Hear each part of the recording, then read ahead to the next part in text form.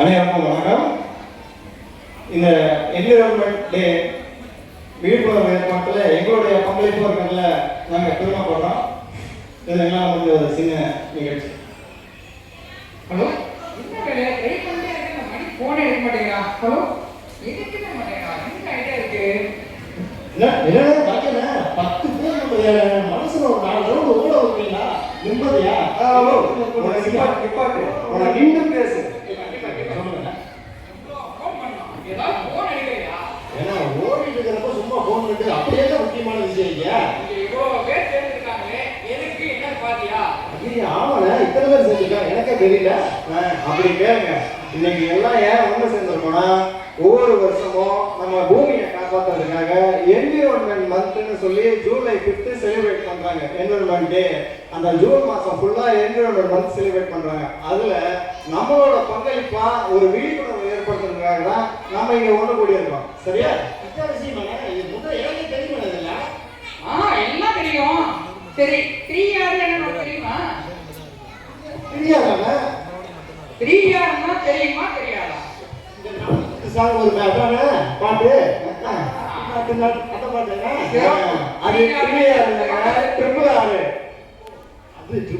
பாருங்க. நம்ம சாப்பிடுறதுல அங்கங்க போர்டு வச்சு ரெடியூஸ், ரீயூஸ், ரீசைக்கிள்னு 3R அவ்வளவு விளக்கமா கொடுத்துருக்கு. அப்படி இருந்து தினம் பார்க்கறேன், நமக்கே அதை பத்தின ஒரு குழப்பம் வருதுன்னா அப்ப பெரிய இருக்கவங்களுக்கு என்ன சொல்றது?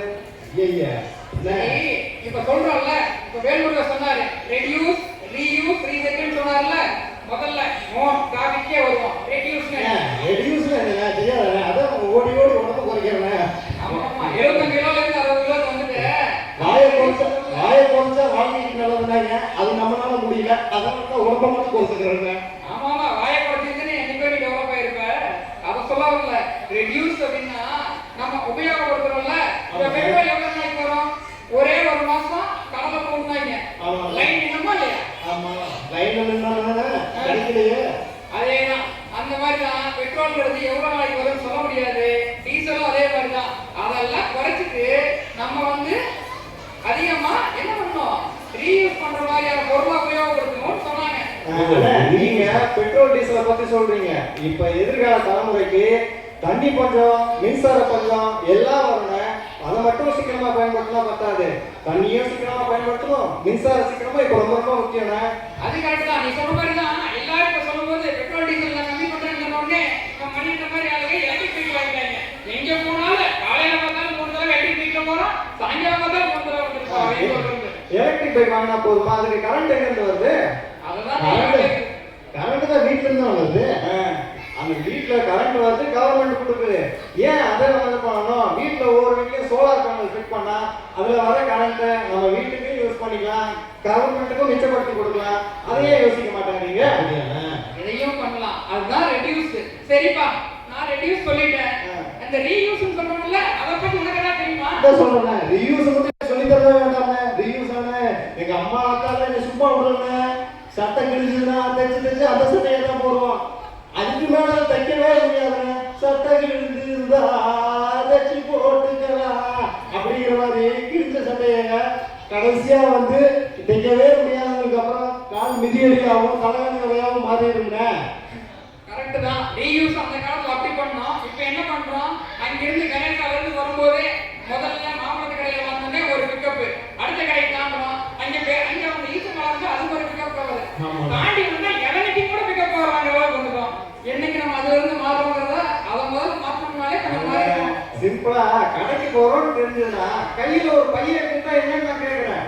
சரிதான், எல்லாரும் யோசிச்சாங்கன்னா நல்லா இருக்கும். சரிப்பா, நான் ரெடியூஸ் சொல்லிட்டேன், மணியில ரீயூஸ் சொல்லிட்டேன். ஏன் பண்ணிட்டு நான் ரீசைக்கிள் பத்தி சொல்லிடுறேன். ரீசைக்கிள்ன்றது ஒன்றும் ஒரு பெரிய பிரமாதம் இல்லைங்க. நம்ம வீட்டுல தினம் நம்ம பயன்படுத்துற பொருட்கள் மூலமா குப்பை கழிவுகள் எல்லாம் உருவாகுது. அந்த குப்பைகளை மக்கும் குப்பை, மக்காத குப்பையை பிரிச்சு மக்கிற குப்பையை நம்ம வீட்டுல இருக்க தோட்டத்துல உரமா போடலாம். மக்காத குப்பையை எலக்ட்ரிக் பொருட்கள், பிளாஸ்டிக் பொருள் தனியா பிரிச்சா அதை கொண்டு போறவங்க அதை தனியா ரீசைக்கிள் பண்ணி அது மூலமா ஒரு புதிய பொருள் உருவாக்குவாங்க. இதனால நம்ம நிலத்துக்கும் நீருக்கும் எந்த பாதிப்பும் ஏற்படாதுங்க. அவ்வளவுதானே? சொன்னா அதோட முடிச்சுட்டு கிளம்பிட்டே இருப்பேன். திருவிழா குழம்பாங்க. சரி, எல்லாம் தெரிஞ்சுக்கிட்டேன். அவ்வளவுதானே? எல்லாம் தெரிஞ்சுக்கிட்டேன். சரி, தெரியாதுன்னு கேட்டா ட்ரிபிளா இருக்க போறீங்க. சரி, கார்பன் ஃபுட் பிரிண்ட் என்னன்னு தெரியுமாங்க? அண்ணா அந்த பிரிண்ட் இருக்குன்னு நமக்கு தெரிஞ்சதெல்லாம் கலர் பிரிண்ட்டும் பிளாக் அண்ட் ஒயிட் பிரிண்ட்டும் தானே. கார்பன் ஃபுட் பிரிண்ட்ன்றது நம்ம தினசரி அன்றாட வாழ்க்கையில நாம பயன்படுத்துற உபயோகப்படுத்துற பொருட்கள் மூலமா எவ்வளவு கார்பன் வெளியேறுது, அதன் மூலமா நம்ம பூமிக்கு எவ்வளவு பாதிப்பு ஏற்படுத்துன்ற ஒரு அளவு தாங்க இந்த கார்பன் ஃபுட் பிரிண்ட். சரிங்களா? இது மட்டும் இல்லைங்க, இதை தவிர இன்னும் நமக்கு முன்னாடி நமக்கு பின்னாடியும் எவ்வளவோ இந்த மாதிரி நியூஸ் மெசேஜ் நமக்காக காத்துக்கிட்டு இருக்கு. கொஞ்சம் பொறுமையா இருந்து அதெல்லாம் கேளுங்க. சரிங்க. சரி, இன்னைக்கு ஓட்ட கம்மி பண்ணிடுறேங்க. இந்த மாதிரியான விஷயங்களை தெரிஞ்சுக்க தான் நம்ம கட்சி டிபார்ட்மெண்ட்டும் நிறைய அவேர்னஸ் ப்ரோக்ராம் கொடுக்குறாங்க. இதை ஓடுறது முக்கியமான நீங்க கேட்கணும். சரியா? கண்டிப்பாங்க. இந்த அற்புதமான ஒரு வாய்ப்பை வழங்கிய கட்சி டிபார்ட்மெண்ட்டுக்கு மற்றும் இந்த இயற்கை நலனை குறித்த சிறு பகுதியோடு எங்களது குறுநாடகத்தை முடிக்கின்றோம். நன்றி. பூமி என்னும் புகலிடத்தில் நாம் எல்லோருமே வாடகை வாசிகள் தான். பூமி என்னும் புகலிடத்தில் நாம் எல்லோருமே வாடகை வாசிகள் தான். இயற்கை வளங்களை இயன்றவரை எடுத்துவிட்டு நம் எதிர்கால சந்ததிக்கு எதை விட்டு செல்கிறோம்? நாம் கடல் நீரை கழிவாக்கி மண்ணை மலடாக்கி மானிட போர்வையில் நாம் மிருகமாய் வாழ்கிறோம்.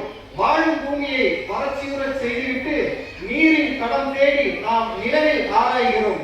வெட்டிய மரங்களின் மேல் வீரமாய் வாழுயர கட்டிடங்கள், ஆனால் வீழ்ந்தவை மரங்கள் அல்ல, நம் உயிர்காற்றின் உறைவிடம் என்பதை எப்போது நாம் உணரப் போகிறோம்? வளர்ச்சி ஒருபுறம் அவசியம் என்றாலும் வற்றாத வைகை நீர் அதைவிட முக்கியம். நற்செயல் என்பது நம்மிடமிருந்தே துவங்கட்டும். நற்செயல் என்பது நம்மிடமிருந்தே துவங்கட்டும்.